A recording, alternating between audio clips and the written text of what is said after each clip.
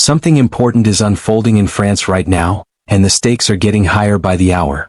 Foreign ministers have gathered for a second day of talks that could shape what happens next. At the center of everything is the growing conflict involving Iran. That conflict has already spread across much of the Middle East.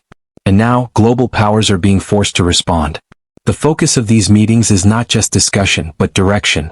Leaders are trying to decide what comes next. And not everyone agrees on what that should look like. That's where the tension begins to build. Because unity is no longer guaranteed. The arrival of U.S. Secretary of State Marco Rubio has added new pressure to the room. He is expected to outline the strategy of the Trump administration to key allies. But that strategy is already facing criticism.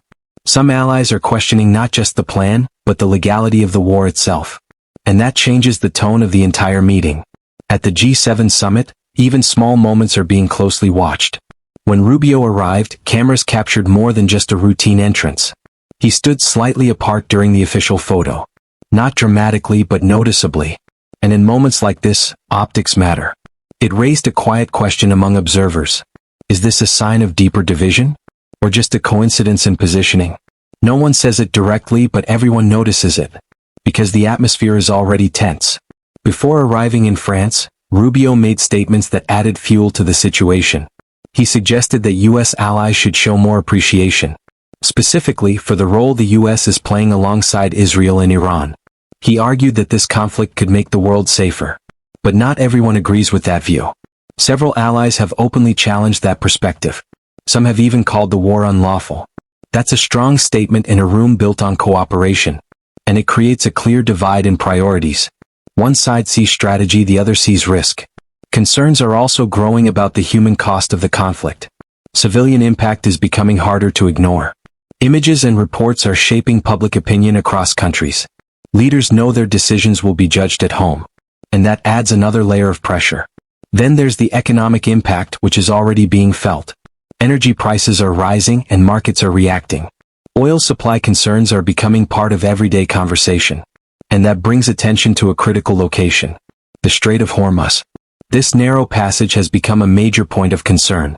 Much of global energy supply moves through it. And right now, it is heavily disrupted. That disruption is affecting multiple economies. And leaders know it cannot stay this way. Rubio has made it clear that securing the strait is a priority. But his approach has raised eyebrows. He says other countries should take more responsibility. That they should step up and contribute more actively. And not everyone is comfortable with that idea. Many allies have been hesitant to get involved directly. They are concerned about being pulled deeper into conflict. Especially one they did not initially support. The fear of escalation is very real. And it's influencing every decision being made. Still, something has started to shift in recent days. Some countries are now reconsidering their position. There are early signs of potential cooperation. Discussions around joint missions are beginning to form.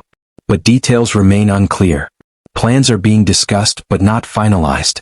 Leaders are watching the situation closely, day by day. Every development could change the direction of talks. And no one wants to make the wrong move. Because the consequences could be global. Back inside the meeting rooms, discussions continue behind closed doors. Iran remains the central topic on the agenda. A dedicated working session is bringing leaders together. And the outcome of these talks could shape what happens next. Because right now the world is watching what they decide.